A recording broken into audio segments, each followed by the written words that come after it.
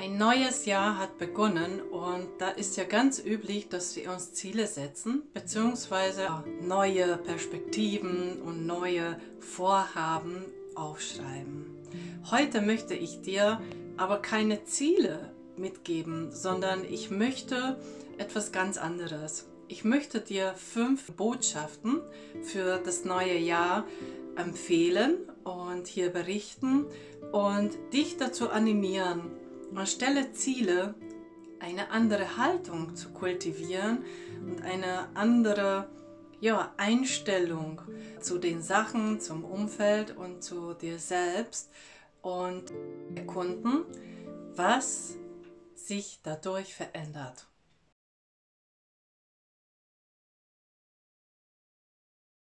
Meine erste Botschaft lautet an dich: Gib dein Bestes, nicht das Perfekte. Denn wir sind alle gut genug.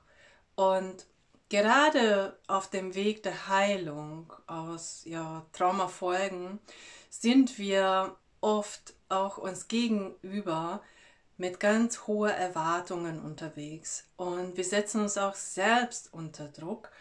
Und es reicht ja nicht, dass wir von außen so viel zugetragen bekommen. Und wir sind aber gut genug. Und da wir durch unsere Kindheitserfahrungen zu Perfektionismus neigen und wir dann eben häufig alles mehr als genug machen möchten, laufen natürlich die Gefahr, dass wir überleisten, dass wir im Voraus leisten, also vorleisten, und dass wir uns auch eben ausbeuten. Deshalb versuch einfach dein Bestes geben, aber nur das, was heute und in diesem Moment möglich ist. Also gib dein Bestes und nicht das Perfekte. Meine zweite Botschaft lautet für dich: Das Richtige zu tun fühlt sich nicht immer unbedingt gut an. Was bedeutet das? Das bedeutet, dass wir als Selbstschutz und als Selbstfürsorge öfters einfach Entscheidungen treffen müssen, sollten, die vielleicht im ersten Moment nicht unbedingt gut anfühlen, weil wir Nein sagen müssen, etwas absagen müssen, jemanden zurückweisen müssen. Aber es ist essentiell notwendig als Selbstschutz und letztes Endes als Selbstfürsorge. Und sobald wir aber verinnerlichen können, dass diese Entscheidungen, wenn sich auch nicht gut anfühlen, aber zu unserer Heilung notwendig sind, wird immer leichter. Meine dritte Empfehlung lautet: Stell deine Entscheidungen nie in Frage. Warum? Es ist ja nicht nur, weil wir zum Grübeln neigen und weil wir, diese Unsicherheit in uns tragen oder auch, weil die Schuldgefühle, und toxische Scham immer wieder sowieso schon hochpoppt, sondern weil wir dadurch unser eigenen Selbstwert untergraben. Damit stellen wir nämlich auch in Frage, ob wir unsere Entscheidung richtig getroffen haben, ob wir unsere Entscheidung, angemessen war, ob mein Urteilsvermögen und auch Wahrnehmung richtig ist. Und das ist toxisch, letztes Endes uns selbst gegenüber, ist meine Empfehlung: Wenn du einmal eine Entscheidung triffst, eben weil das richtig ist und das Richtige tust, dann ist erstens sowieso nicht mehr zu ändern, zweitens, dann war das Richtige. Punkt.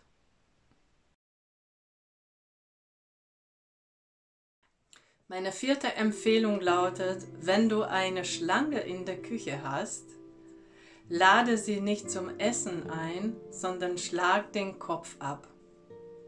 Was dieser Spruch uns sagt: Wie wir Tyrannen, und dazu gehören auch narzisstische Eltern zum Beispiel, aber egal welche Art von Mitmenschen, die uns gegenüber gewaltvoll und toxisch umgehen, können wir nur dann bekämpfen, wenn wir uns wehren, ohne dass wir uns Wehr setzen und dass wir auf unsere Grenzen und auf unser Wert, ja, auch und Würde als Mensch bestehen, wird sich leider nichts verändern.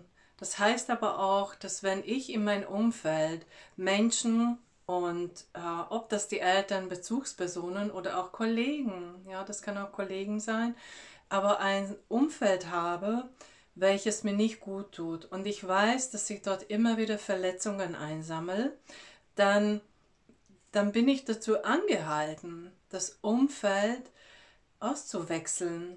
Und dann bedeutet nicht, dass nicht ich zum Umfeld passe, sondern dass das Umfeld zu mir nicht passt. Und ich habe heute die Macht, das zu tun.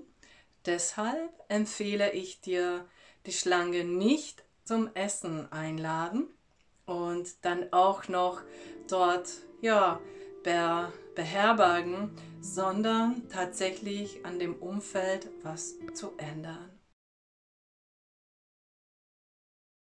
Meine 5. und letzte Botschaft geht primär an Menschen mit Komplex- und Entwicklungstrauma, denn die Diagnose nach ICD-11 für KPTBS, also komplexe posttraumatische Belastungsstörung, steht zwar schon im Raum und es gibt auch Weiterbildungsangebote für Psychologen und Therapeuten, aber unser Gesundheitssystem braucht noch mindestens bis Anfang 2024 Zeit für die Umstellung. Das heißt, dass wenn du sogar dieses Krankheitsbild sozusagen hast oder dir auch mittlerweile klar geworden ist, dass du diese Diagnose hast, wird noch nicht möglich sein, diese Diagnose auszustellen.